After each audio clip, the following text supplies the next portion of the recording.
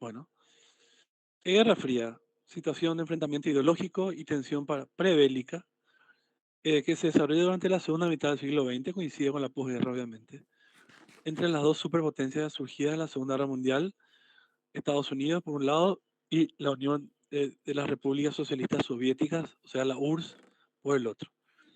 No llega a desembocar en un conflicto armado directo, aunque sí se producen enfrentamientos indirectos en territorio de los terceros países. Eh, un mapa de cómo los países se alinean a uno u a otro sector. Digamos, cada potencia marca su zona de influencia, llamados bloques, y se respetan mutuamente, ¿verdad?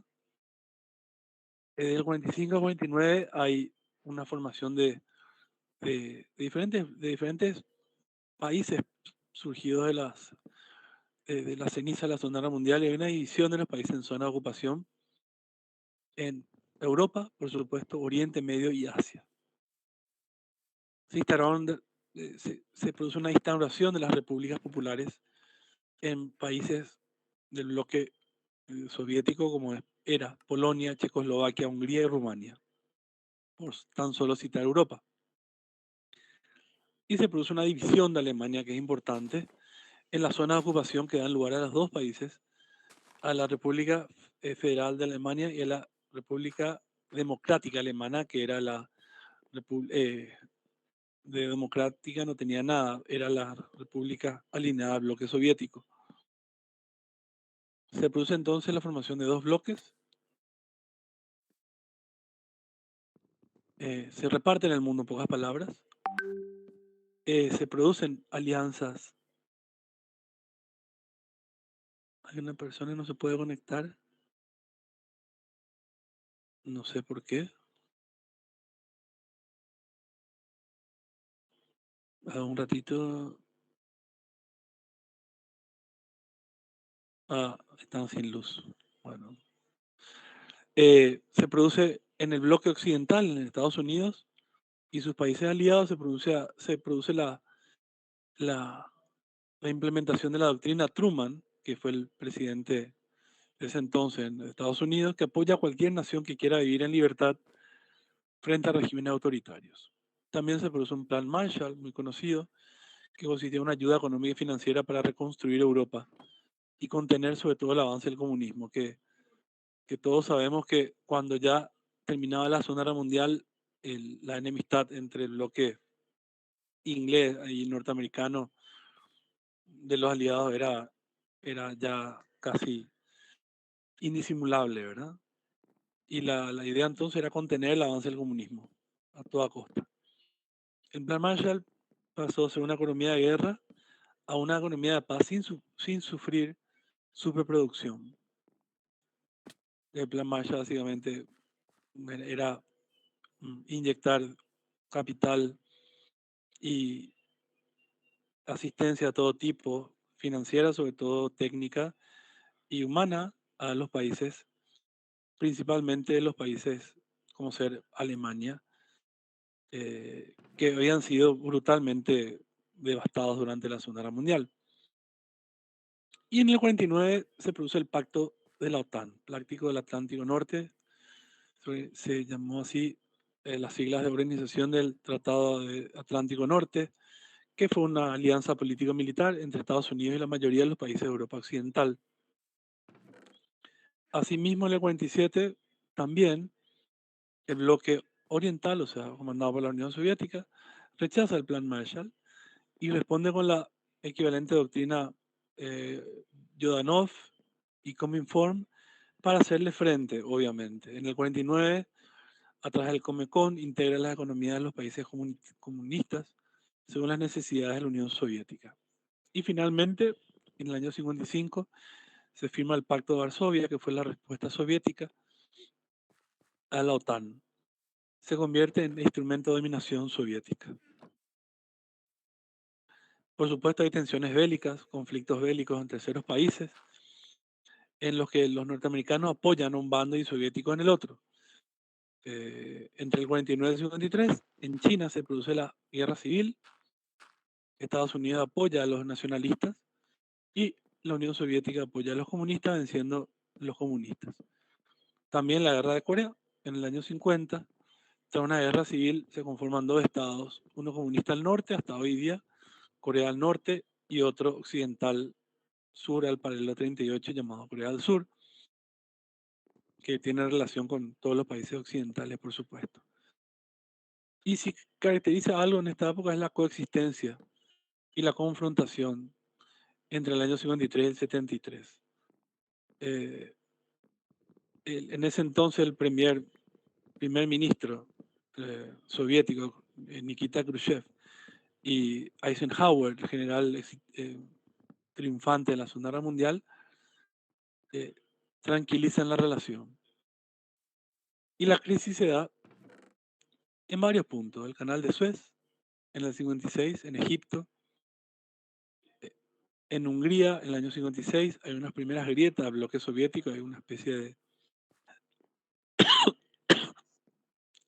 una, una especie de intento de revolución, de emancipación del poder soviético por los jóvenes que eh, no tiene éxito. Y aparece el odiado y famosísimo muro de Berlín que vamos a estudiar en el año 61, que separa físicamente la zona de influencia soviética y la americana. Si hablamos de un punto culminante de tensión máximo que se consideró casi, casi una guerra atómica, fue la crisis de los misiles en 1962. Uno de los episodios más tensos, los soviéticos planean instalar unos misiles en Cuba.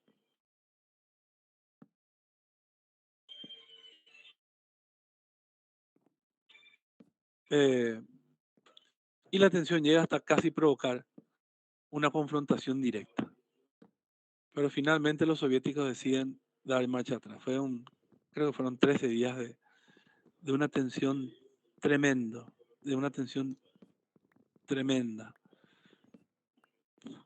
Acá podemos ver la pulseada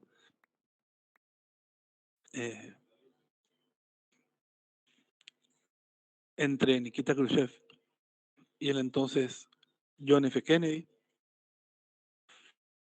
El epicentro del mundo se volvió en Cuba. Y el teléfono aparece porque se establece una conexión directa, por primera vez a raíz de eso, una línea directa entre Rusia y Estados Unidos. Y la más famosa guerra del denominado de la denominada Guerra Fría se produce en Vietnam, ¿verdad? Todos hemos visto muchas películas y series de todo tipo. Una guerra civil en la que Estados Unidos apoya a los pro-occidentales del sur y la Unión Soviética a los comunistas del norte, obviamente con la ayuda de China. Estados Unidos envía tropas y se produce en su interior un movimiento social pacifista de oposición al conflicto que va a ser fundamental a la hora también de definir ciertas políticas culturales, sobre todo en los Estados Unidos. Se produce un fracaso norteamericano, ¿no? En el año 75 los norteamericanos se retiran y Nixon se ve obligado a retirar las tropas. Por primera vez en mucho tiempo Estados Unidos sale perdedor en una contienda política, que hay imágenes de la época, los helicópteros, los soldados, Richard Nixon como principal personaje, entonces presidente de la República de los Estados Unidos, que lejos de retirar tropas como había prometido en campaña, lo que hace es eh, introducir más tropas y avivar más el conflicto. No quería quizás llevarse la derrota de la guerra. Y una imagen abajo del conflicto social enorme que se dio en los Estados Unidos gracias a esa guerra que muchos consideraban injusta, una guerra que fue transmitida a través de la prensa por casi primera vez, en vivo o con imágenes muy fuertes. Entonces el poder de la imagen ayudó también a generar mucho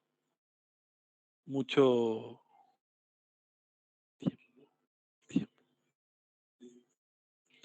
mucho, ¿cómo decir? Mucho conflicto interno y, y mucho rechazo de muchos órdenes. Lo que después vamos a ver generó en pro de la cultura hippie, por ejemplo, que la consigna era desarmar todo el status quo que estaba dominado por personas que, como herencia de la Segunda Guerra Mundial, que salieron victoriosas, querían de alguna manera seguir imponiendo el status quo, o sea, la manera de, de ser o de pensar de su ideología. Del 73 al 99 se alternan periodos de distensión con crisis puntual, o sea, es un periodo eh, bastante, bastante conflictivo. Pues se puede decir que hubo momentos de crisis, momentos de guerra, momentos de paz, que se iban intercalando. Eh, el presidente Reagan, de los 80, eh, pone un poquito más de prudencia en las intervenciones exteriores. Y en el año 85, el primer ministro ruso, el famoso Mikhail Gorbachev, inicia un periodo de distensión extrema y apertura interna llamada la perestroika. En el 89 cae el muro de Berlín y en el 91 se produce la caída de la Unión Soviética. Esas, a grandes rasgos, un, un resumen muy rápido para ir después profundizando en algunas cosas.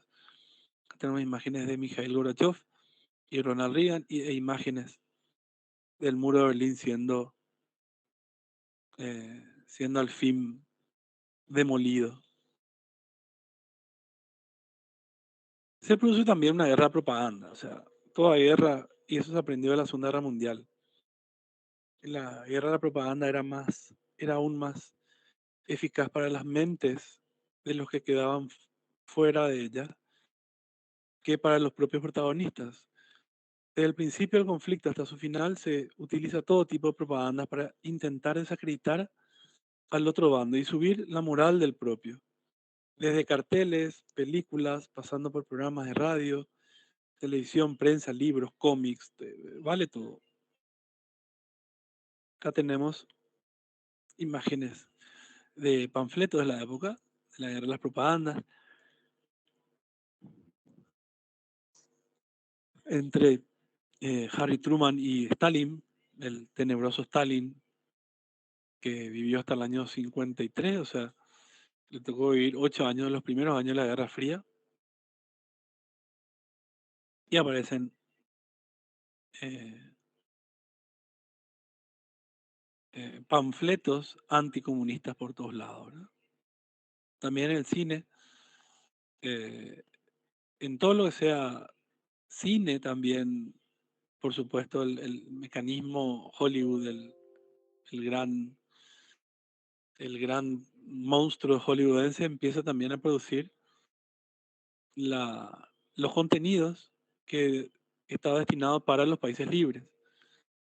El famoso cartel de I Want You, ¿verdad? De reclutamiento de los militares, de los jóvenes, el mismo cartel de reclutamiento de los jóvenes de los países soviéticos y propaganda de todo tipo de comprar fondos para la guerra, eh, el ensalzamiento de los personajes como Lenin y películas que podemos ver, las películas que aparecen en Hollywood como La Amenaza Roja, etcétera, etcétera. La guerra de la propaganda se filtró al cine y al arte, por supuesto. O sea, tenemos grandes éxitos de la propaganda norteamericana, fundamentalmente que es Pelotón, Apocalipsis Now, películas como Full Metal Jacket, y otras posteriores de los 90, creo, 89, 90, como nació el 4 de julio, el famoso Rambo y Rocky, ¿verdad? Con su épico final de enfrentamiento entre el boxeador ruso y él. La carrera de propaganda se, se traduce también a la literatura. Aparecen los dos grandes éxitos de George Orwell, la novela 1984 y Revolución en la Granja, que consistieron en materiales de riguroso contenido en contra de los sistemas totalitarios, ¿verdad? Por supuesto, Rusia, la Unión Soviética, era considerada el imperio del mal y una amenaza para países que podían de alguna manera abrazar esa ideología. Muchos de ellos, el caso de países acá, de Sudamérica, de toda América, ¿verdad? Hasta aquí, ¿cómo vamos?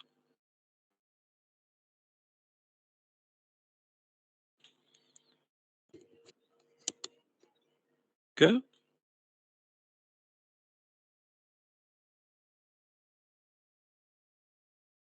El muro de Berlín, sí.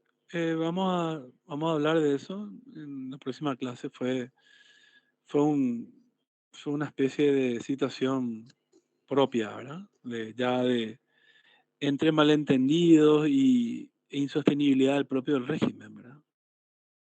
Eso, ahí tengo un capítulo especial del muro de Berlín que no creo que dé para hoy, pero a lo mejor en la próxima clase podemos ver eso. Ahora vamos a ir a la segunda parte de este material. Un ratito. Ahí está.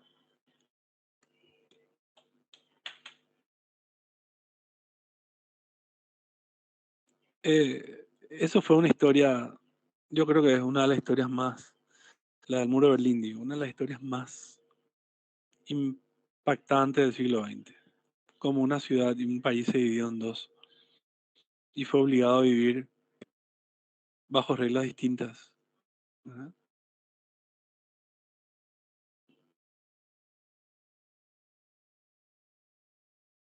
Pero la guerra de Vietnam sobre todo generó un rechazo enorme a la guerra, en todo su sentido, ¿verdad? Como les dije, la mediatización, acuérdense de los años 60, 70, ya la tecnología mm, posibilitaba el intercambio de imágenes rápidamente, información, de filmación, etcétera. Entonces, es como que la gente seguía la guerra casi, casi inmediatamente, ¿verdad? Y, por ejemplo, en Berlín, en en la aparición del muro de Berlín, que fue monstruosa, ¿verdad? Ya vamos a ver en detalle, las, los ciudadanos de la República Democrática, entre comillas, alemana, construyen un muro de Berlín, rodeando Berlín occidental. Es decir, vamos a ver en detalle después cómo queda el mapa, es de una manera muy particular y muy extraña. Ya, por supuesto, ustedes no vivieron esa época, pero em, desde el 61 hasta el progresivamente se fue mejorando y eh, modernizando el muro que hicieron para evitar sobre todo que la gente cruce al lado occidental. La llegada de Kennedy al poder en el 61 hasta el 63 es fundamental y la situación parece muy amistosa, ¿verdad? Entre ambos mandatarios que después se enfrentaría a al conflicto de Cuba. Otro elemento fundamental en esta época es la llegada de Fidel Castro al poder, cuando Estados Unidos se le opone o le producen confiscaciones de todo tipo, comerciales, sus empresas, automáticamente Fidel Castro, no siendo al principio en teoría comunista, él salía de la Unión Soviética, formando una alianza estratégica de mutuo beneficio, por supuesto, ¿verdad? Y en el 61, presionado por, la, por los militares, por los cubanos exiliados, manda soldados, manda contingentes no militares propiamente dicho, pero civiles auspiciados por algunos grupos militares con la intención de derrocar a Castro, pero fracasa. Se llamó la Bahía de los Cochinos. Fue un fracaso tremendo para Kennedy en su momento. Y lo que hizo fue dar más poder a Fidel Castro, obviamente. En ese mismo entonces, en el 61, los servicios secretos de los Estados Unidos descubren un avión, derriba un avión americano, perdón, la Unión Soviética derriba un espía, un avión espía norteamericano, un U-2 o un U-2, que espiaba en territorio ruso, que por supuesto tensa mucho las relaciones. De forma secreta comienza a instalar misiles nucleares en Cuba, al lado de Estados Unidos. Estamos hablando a 100 kilómetros de Estados Unidos. Cosa que, por supuesto, no gusta mucho y desemboca en una crisis enorme en el gabinete de Kennedy. Y los aviones norteamericanos fotografían los misiles, la ojiva de misiles en Cuba. Por supuesto, Kennedy exige que se retiren los misiles y se produce una especie de forcejeo tremendo. Kennedy bloquea Cuba, ahí empezó el embargo a Cuba y dicen que atacará a los buques soviéticos si se acercan a la isla. Y se preparan por primera vez en 15 años las armas nucleares. Los barcos se retiran, Khrushchev negocia y retira los misiles. A cambio, Estados Unidos retira los misiles que tenía en Turquía y un compromiso para nunca jamás atacar Cuba. O sea, los cubanos se eh, benefician con la promesa certificada de Estados Unidos de nunca más atacar Cuba. Para evitar que volviera a pasar esto, Estados Unidos mantuvo el bloqueo que hasta hoy día se mantiene en la isla, que se llamó la crisis cubana. Pueden ver acá, Miami y la isla de Cuba, ahí nomás.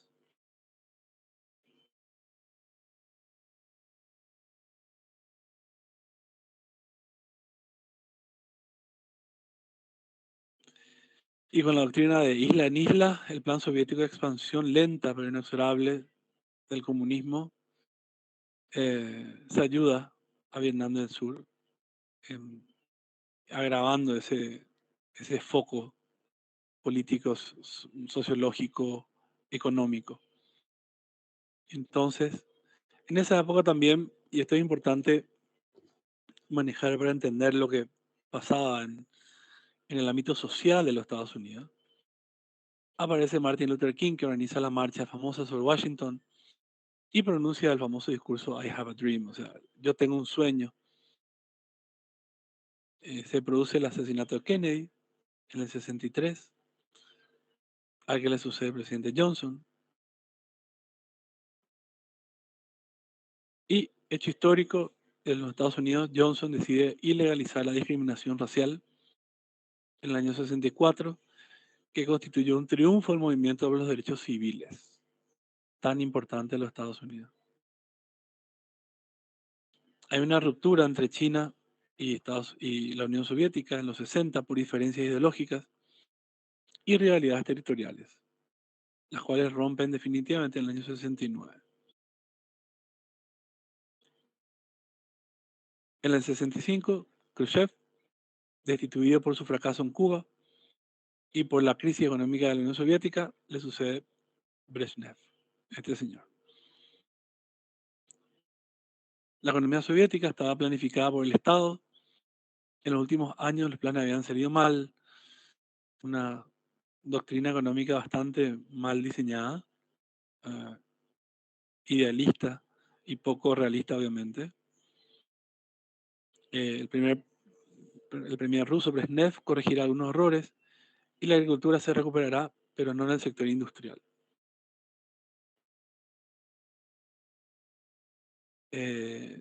Johnson, el presidente norteamericano, decide intervenir militarmente en Vietnam del Sur. La guerra desde el 65 hasta el 73 contra el llamado Vietcong, que es las guerrillas comunistas que se quedan al final con Corea del Norte, perdón, con Vietnam del Norte. Y después, eventualmente en el 73, se quedan con todo el país.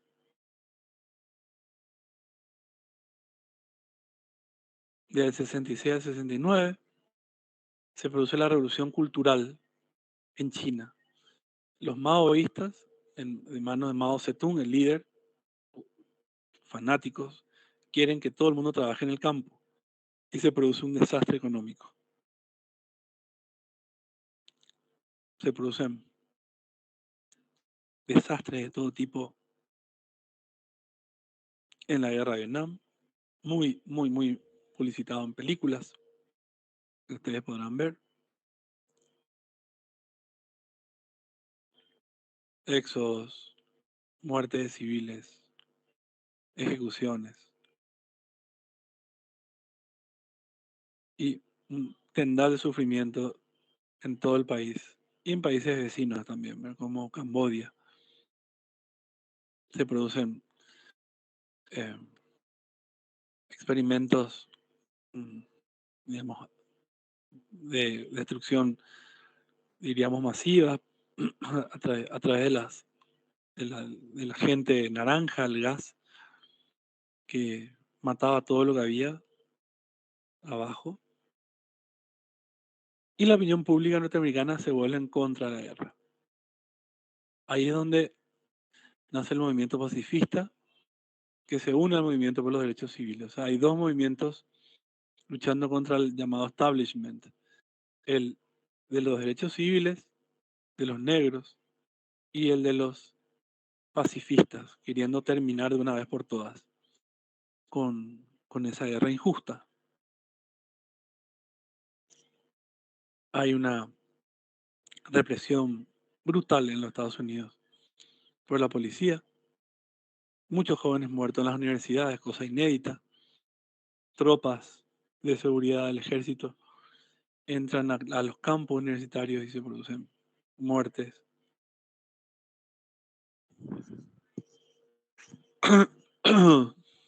Y se produce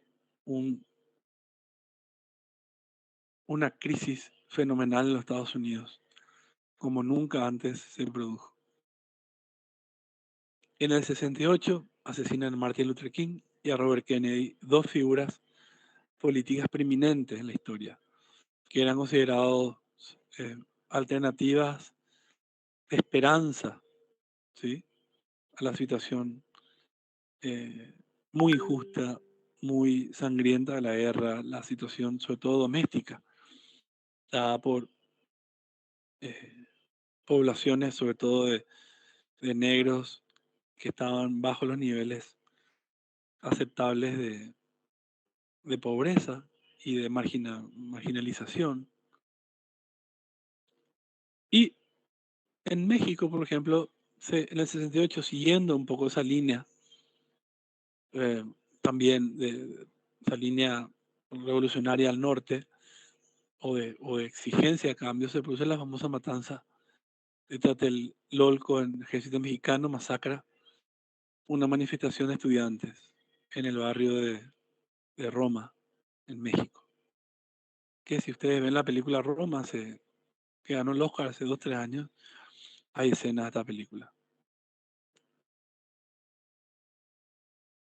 El fenómeno de revolución eh, es mundial, se produce en todos los países occidentales, El más famoso de ellos fue el de París, el 68, donde se producen manifestaciones masivas en contra de las guerras y en contra del imperialismo americano y soviético. Aquí a la izquierda ven la figura de uno de los líderes del Mayo francés, llamado Mayo francés o Primavera eh, francesa, donde miles de estudiantes salen a la calle, hacen huelgas, hacen boicots desde las universidades para pedir un cambio de políticas. Se producen también en Praga, en la capital de Checoslovaquia de ese entonces, hoy República Checa, se produce la llamada Primavera de Praga, donde el ejército soviético reprime otro intento de democratización brutalmente. Y en los años 60 y 70, el movimiento hippie propone un nuevo modo de vida más pacífico, ecológico y no consumista. O sea, ahí se empieza a, a tratar de evitar la expansión de este sistema de vida eh, consumista, eh, promotora de la guerra, etcétera, etcétera. Se produce un éxito, por ejemplo, del rock and roll, Elvis Presley en los 50 y el pop de los Beatles en los 60. Casi se puede decir que son como los dos símbolos de irradiación cultural preeminente de, de los dos países que encabezan la posmodernidad, ¿verdad? Como son Estados Unidos y Gran Bretaña. Nixon sube al poder en el 69, que lo que hace es continuar la guerra por lo que la oposición callejera aumenta. Y Nixon hace una especie de política de endurecimiento del crimen, del narcotráfico, etcétera, etcétera.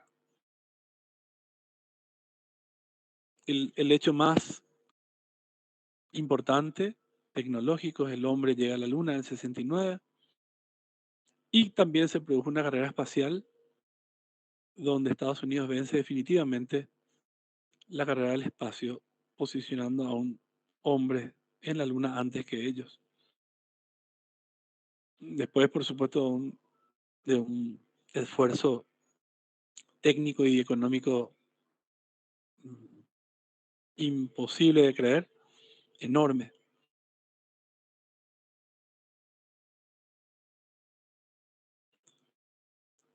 El presidente Nixon ataca directamente a Vietnam del Norte, pero solo bombardeando, no da resultados y decide negociar la paz.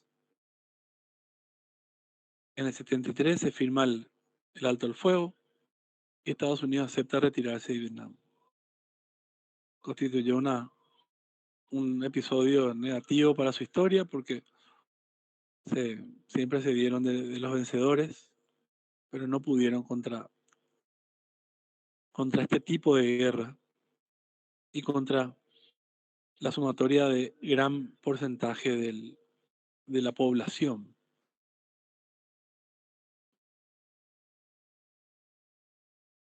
Las consecuencias básicas son Estados Unidos se vuelve mucho más eh, temeroso de introducirse en una guerra así tan abiertamente, ¿verdad? Y sustituye esa estrategia por otras estrategias que van más por lo económico, ¿sí?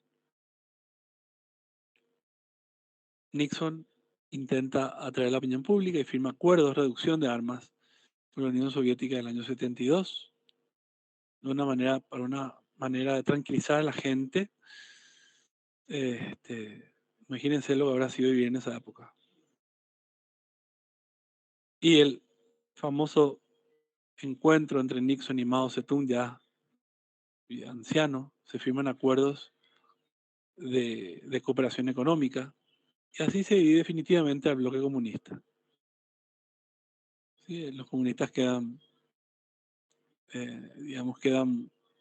bien atrás del muro de Berlín y los chinos empiezan a negociar con los Estados Unidos. Se producen también al mismo tiempo el famoso Bloody Sunday en Irlanda del Norte, unos ataques terroristas del IRA, del Ejército de Liberación de la República de Irlanda, para tratar de independizarse de Gran Bretaña. Época de muchos ataques terroristas con bombas, con ejércitos, eh, digámosle, escondidos o paralelos, etcétera. Y hablando de nuestras latitudes, el golpe más nefasto se produjo en el 73, cuando la CIA organiza un golpe de Estado contra Allende y Pinochet instaura su sangrienta dictadura anticomunista, que duró hasta el año 89. Coincide con la caída de Stroessner en el mismo año, en circunstancias diferentes, por supuesto, ¿verdad? Se terminó Estados Unidos realizando una injerencia directa en un país que había elegido a un candidato comunista, y bueno, y el desenlace fue sangriento, terrible, y marcó también un, un hartazgo de la gente en cuanto a la real capacidad de injerencia de Estados Unidos en todo el territorio americano, ¿verdad? De México para abajo, fundamentalmente. Uf, ¿cómo vamos? ¿Bien?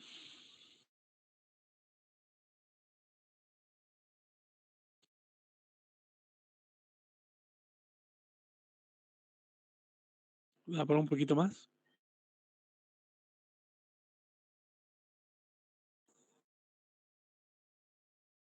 ¿Sí?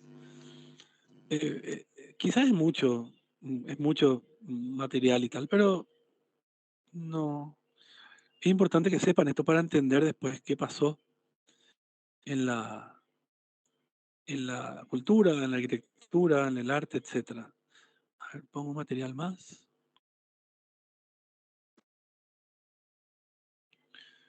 ¿Hay alguien que quiere preguntar algo?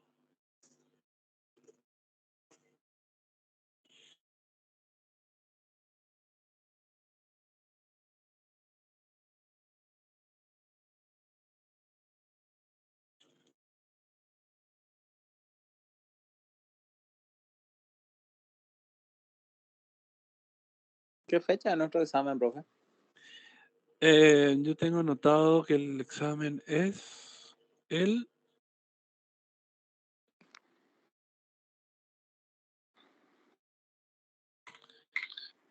eh, el jueves. A ver, a ver.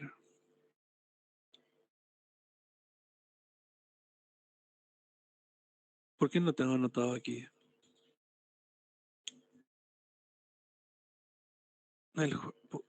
Nosotros fijamos a la época, los exámenes, gente.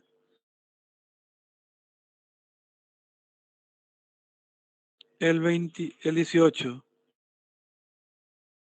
Pero 18, Abril. a ver, ¿qué me puede decir qué día cae? Me parece que no cae. Lunes 18, sí. Este lunes Lunes ya, o 18. sea, sí, profe. Este lunes, el próximo lunes es correcto. Sí, sí, cierto. Bueno, voy a anotar. Lunes 18. Sí, este lunes. No sé por qué yo no tengo anotado acá. Pero, vamos a hablar básicamente de lo que es Guerra Fría. Dimos muy poco todavía, o sea, mm, me faltaría una clase más, pero bueno, les puedo mostrar material ahora y yo les voy a compartir este material, ¿sí? En el Canva, así ustedes pueden ver.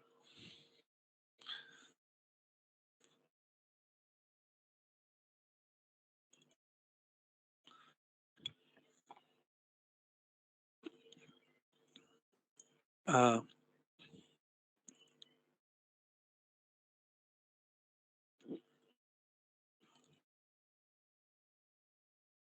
ahí está. ¿Se ve?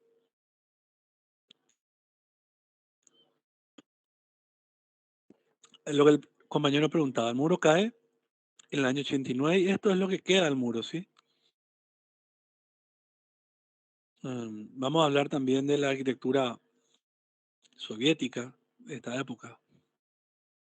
Pero es importante que entiendan qué pasó después de la Segunda Guerra Mundial. Alemania se dividió básicamente en 4 sectores. El sector soviético, este que está a la derecha más grande, el sector francés, el inglés y el norteamericano. Para después quedarse Alemania dividida en 2. Con el paso del tiempo se transforma en 2 repúblicas. Como les dije, la República Federal de Alemania a la izquierda, lo que ven a la izquierda, que estaba alineado con los países de Occidente, por supuesto, y la República Democrática Alemana, que es la RDA, con el compás y la escuadra, que por supuesto formaba parte del bloque soviético. Ahí ven Checoslovaquia, ven Polonia. Entonces se formó la denominada cortina de hierro entre el bloque socialista y el bloque oriental. El 13 de agosto de 1961, los líderes de la antigua República Democrática Alemana, o sea, el bloque socialista, ordenaron la construcción de una pared de concreto de 166 kilómetros de largo y 4 metros de alto, imagínense, de altura para dividir en 2 la ciudad de Berlín. El objetivo oficial era, en teoría, proteger a los habitantes de la República Democrática Alemana contra los ataques fascistas del occidente. Sin embargo, el objetivo real era otro: impedir el escape a la libertad de miles de ciudadanos inconformes con el régimen comunista impuesto por la Unión Soviética. Los soldados rodearon la ciudad con el hambre de púas. Rápidamente fueron modificadas por un muro de 4 metros de altura y 166 kilómetros largo, que dividían la ciudad en 2.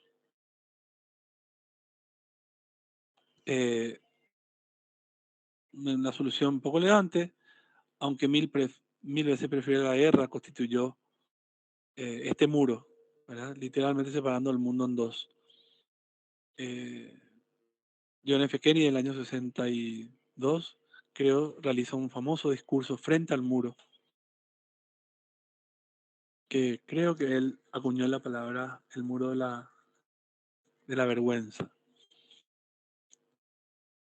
Alemania del Este detiene el flujo de refugiados y se atrinchera tras un grueso telón de acero, que no se trata de nada ilegal, sino muy por el contrario.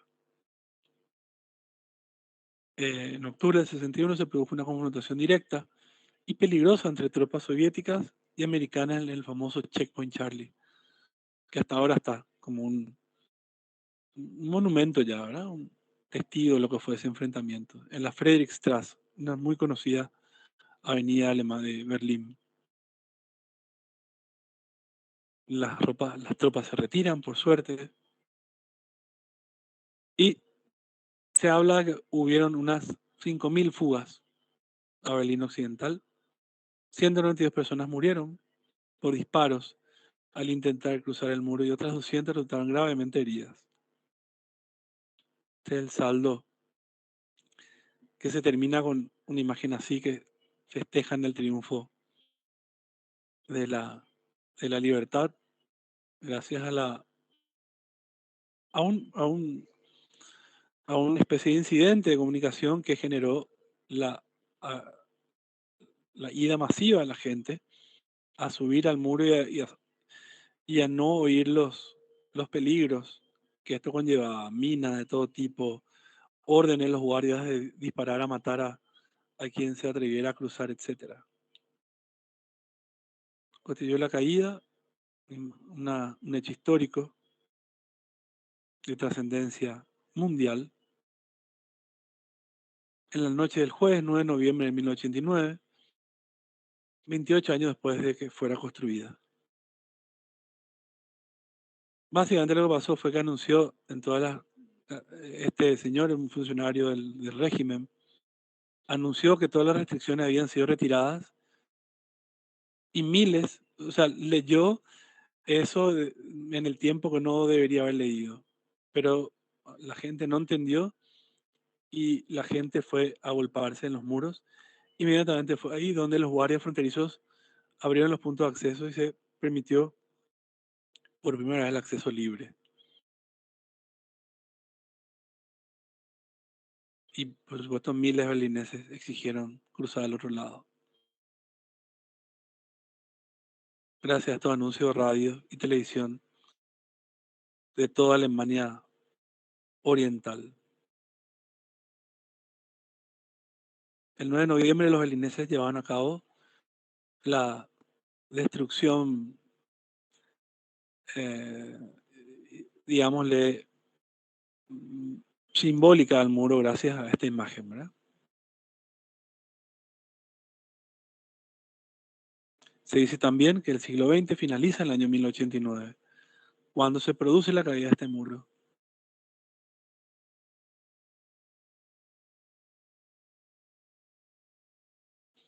Una imagen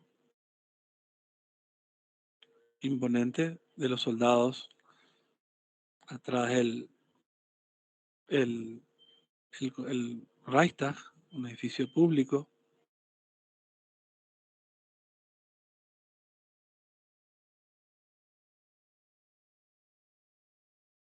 El anecdotario del mundo, ahí tenemos una imagen de la famosa Puerta de Brandenburg, casi el símbolo de Berlín, separada en el sector soviético hacia el fondo, en lo que se constituía la ciudad antigua, y la Berlín occidental hacia este lado del muro. A lo largo de su historia, aproximadamente, dijimos ya, 5.000 personas escaparon y otras casi 200 mueren. Esta fue la tumba del primer estudiante muerto.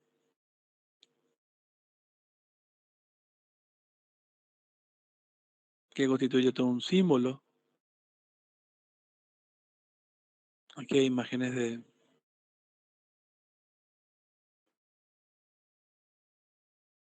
la construcción de la primera etapa de la muralla.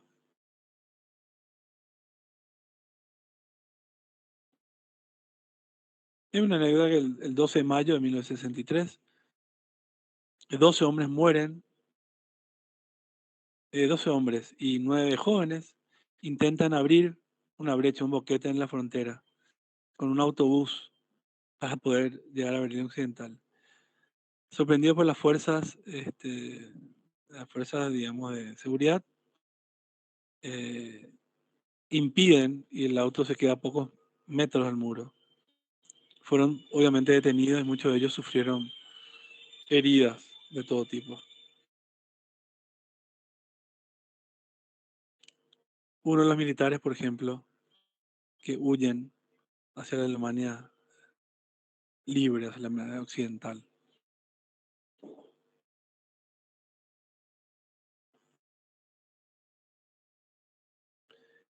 Este es un trecho del muro que todavía se conserva. Es una localización muy particular porque a la derecha está lo que era el antiguo Ministerio de Aviación nazi y a la izquierda un edificio que era un museo. Se llama Bernauer Straße. Numerosos restos y huellas recuerdan a las antiguas instalaciones fronterizas de la República Democrática Alemana, especialmente notable el Grand Mauer 75, o sea, el gran muro, el muro fronterizo 75, en la parte oeste de la calle, aunque con algunos huecos. Esta sección del muro es la más larga del muro exterior que se ha conservado, porque eran, digamos, dos muros, ¿verdad? Uno exterior y otro interior. Y en medio de eso la tierra de nadie, llena de minas y zonas de patrullaje, con perros, con vehículos.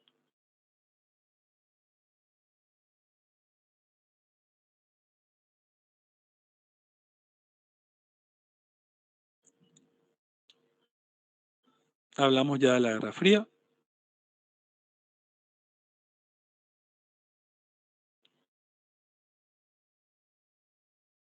Se establece una política de riesgos calculados destinada en un primer momento a la contención de avance del adversario de cada lado y luego a disuadir de cualquier acto hostil, pero evitando provocar un conflicto de carácter mundial. Esa política condujo a la continua aparición de puntos calientes, como dijimos. Corea, Berlín era considerado un punto muy caliente, de un constante peligro de invasión, guerra nuclear, etc. Los bloques midieron sus fuerzas entre sí y dispuestos a volver a negociaciones cuando los riesgos fueran excesivos para ambos. La incertidumbre ante las intenciones y la capacidad de resistencia del adversario forzaban a un continuo incremento de la capacidad ofensiva de los bloques, ya que el último riesgo a asumir presente en los planes de los estados mayores sería la Tercera Guerra Mundial.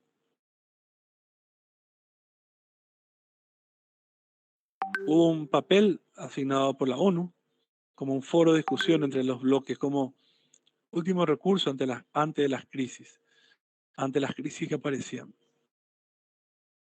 El escenario de la propaganda de los adversarios, pese a los efectos negativos del veto. El directorio mundial se representaban los miembros permanentes del Consejo de Seguridad y el creciente protagonismo de la Asamblea General, y el secretario convirtió en la ONU en una vital plataforma de diálogo en unos años en los que el lenguaje internacional parecía cargado de connotaciones bélicas.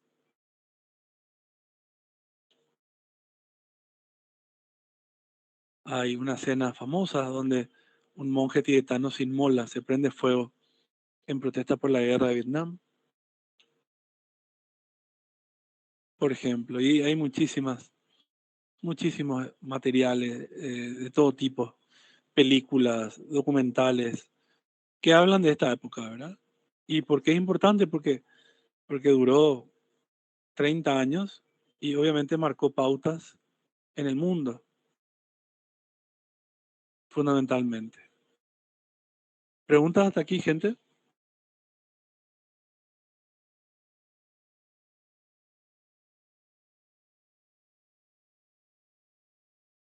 Espero no haber... No, profe, todo claro.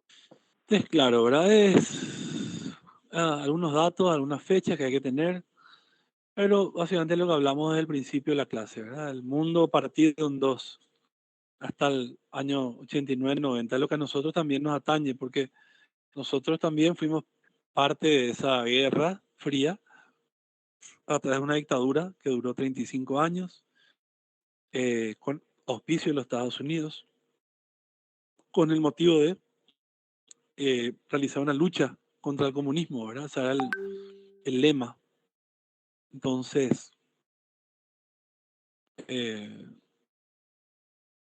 nosotros como país pequeño también de Sudamérica tuvimos parte y toda Sudamérica también fue ocupada eh, por regímenes autoritarios, preponderantemente militares, bajo el patrocinio de los Estados Unidos, que no querían que vuelva a ganar un referente político de ideología comunista, como fue en Chile en el 72. Entonces se organizan los muchachos en Yanquilandia y se proponen a combatir a como dé lugar esta guerra que se volvió fundamentalmente económica, ¿verdad? Gracias a planes, a auspicios, a créditos de infraestructura y esa maquinaria política, ideológica, cultural que fuimos asimilando de a poco, ¿verdad? A través del cine, la literatura, la universidad, etcétera, etcétera. Básicamente eso les quería comentar hoy, chicos. Y y nos veremos el próximo lunes, que va a haber examen. Que vamos a tratar fundamentalmente de esto, ¿verdad? De todo lo que es Guerra Fría, situación política y cultural de Estados Unidos, fundamentalmente, y de Alemania, como epicentro, ¿verdad? Si tienen preguntas, este es el momento. Estos materiales vos vas a poder alzar en el grupo, ¿verdad? Yo voy a alzar ahí a Canvas, ¿sí? A Canvas. Ujú. A Canvas, alzo. Entonces ahí pueden acceder. Quiero que vean el video también, ese video que les mostré la semana pasada, que no terminamos a ver, pero habla del cambio de la modernidad a la posmodernidad de manera muy buena, muy, a través de un compendio bastante bien armado. Así que nos vemos, chicos. El examen, si bien va a ser B, yo me voy a conectar en la semana, en el examen para dar clase, para avanzar un poquito más y recuperar un poquito la clase que faltó, ¿sí? Ok. ¿Está? Dale, profe. Dale, Sí, profe. nos vemos. Dale. Vemos el chao. lunes, profe. Nos vemos el Un lunes. abrazo. Dale.